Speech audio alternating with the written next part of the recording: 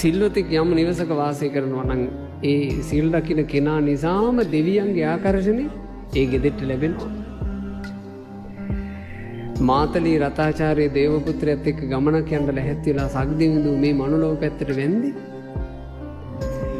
මාතලී ඇහුවනේ දේවේන්ද්‍රය මනුලොවේ සිට ඔබට වඳිද්දී ඔබ මනුලොවට වඳින්නේ කුමකටද?